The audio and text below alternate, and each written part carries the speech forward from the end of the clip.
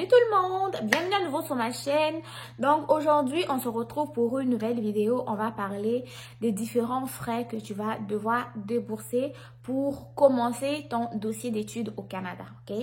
Dans cette vidéo en fait je ne te parle pas des frais de scolarité et je te parle pas non plus de la capacité financière. Pourquoi est-ce que je ne te parle pas de la capacité financière? Parce que la capacité financière, tu le sais, ça n'a pas changé.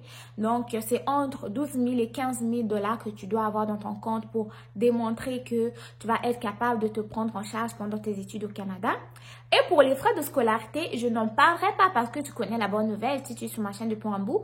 C'est que dès l'automne 2023, pour les étudiants étrangers qui vont étudier au niveau collégial, ils vont payer que dalle, genre 0 $. Et pour les étudiants qui vont aller à l'université, eux, ils vont payer donc les mêmes frais de scolarité que les étudiants québécois. Donc, étant donné que je ne connais pas ton programme, si tu veux aller au cégep ou à l'université, donc je n'aborderai pas les frais de scolarité dans ce côté-là, ok? Donc, moi, je vais te parler des autres frais en dehors de la capacité financière et des frais donc de scolarité. Et je vais donc te parler des frais de demande d'admission. Les frais de demande d'admission sont moins chers en région, dans les universités ou les cégeps en région, que dans les cégeps et les universités qui vont être dans les grandes régions comme Montréal ou Québec. Par exemple, pour l'université, je ne fais pas la pub, je ne suis pas sponsorisée et tout. Pour l'université, par exemple, de Chicoutimi, les frais de demande d'admission s'élèvent à 30 $. Comparativement à une université qui va être plus à Montréal, les frais d'admission s'élèvent à peu près à 92 $. Donc, évalue toi-même, quoi. Check un peu. On a une grosse différence d'à peu près de 60 pièces, ok? Donc, si tu veux étudier en région, on va prendre l'exemple de l'université, ok? Pareil pour les cégeps, c'est moins cher en région que dans les grandes villes. Donc, tu vas avoir à débourser donc à peu près 30 $ pour ta demande d'admission.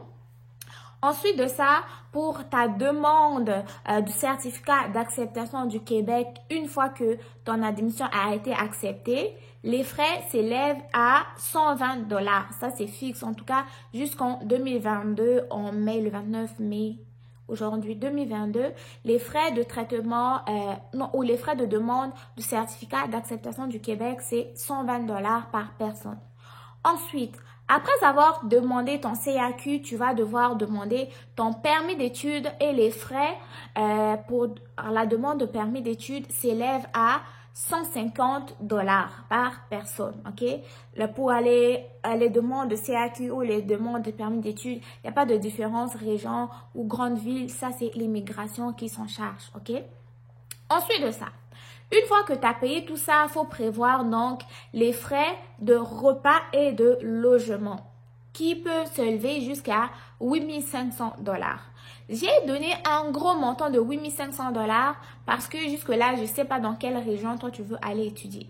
Cependant, si tu vas dans une grande région, dans une petite région, sache que là-bas, les denrées sont un peu plus chères que dans les grandes villes, ok? Parce que dans les grandes villes, il y a des magasins. Ensuite, dans les régions, avec le transport qui va être calculé là-dedans. Donc, la nourriture peut te coûter un peu plus cher. Et aussi, pour le logement, là, no stress, il est plus accessible et un peu plus abordable dans les régions que dans les villes, ok? Donc, prévois à peu près pour une année, ça c'est les frais pour une année, à peu près 8 500 $, pour une année. Ensuite de ça, tu vas avoir d'autres dépenses personnelles, c'est-à-dire tes soins d'hygiène, soins corporels, l'habillement, on a l'été, l'hiver, l'automne, le printemps. Tu peux pas te promener avec ton manteau, mon nez là, ton manteau d'hiver pendant le printemps parce que tu vas avoir chaud, tu vas avoir froid. En fait, c'est compliqué. Chaque saison a ses habits, ok? Ensuite de ça, tu peux pas te promener avec tes grosses bottes d'hiver pendant le printemps aussi. Donc, tout cela, une fois calculé, ça peut arriver à peu près à 3 700 $ pour une année, ok? Donc ça, c'était un petit calcul approximatif un peu des autres frais que tu vas avoir à débourser en dehors des frais de scolarité. Donc, Pour la demande d'admission, à peu près 30 $. Pour la demande du CAQ, 120 $. Pour la demande du permis d'études, 150 $. Pour les frais de logement et repas, à peu près 8 500 $. Et quand je parle logement, repas, il faut mettre aussi le transport dedans.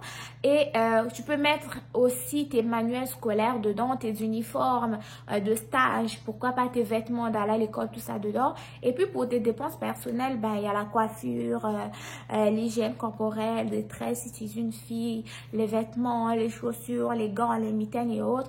Tout ça calcule au moins 3 500 $ pour une année. Cependant, tu peux toujours faire des économies, des bénéfices si tu optes pour aller pour acheter des items seconde main, ok, des articles seconde main ou en friperie que des vêtements neufs. Seconde main aussi sont propres et bien entretenus. Tu peux aussi économiser là au lieu de t'acheter des trucs tout neufs qui vont coûter un peu plus cher, ok.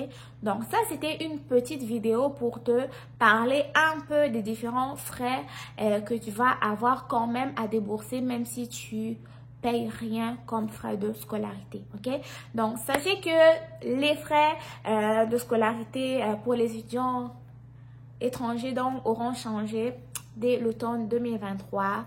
Et donc, vous savez que pour l'admission, allez vérifier très bien et prenez l'option étudiants internationaux pour les demandes d'admission parce que oui, vous pouvez déjà faire vos demandes d'admission pour l'automne 2023. Donc, sur ce, le lingala la seigneur.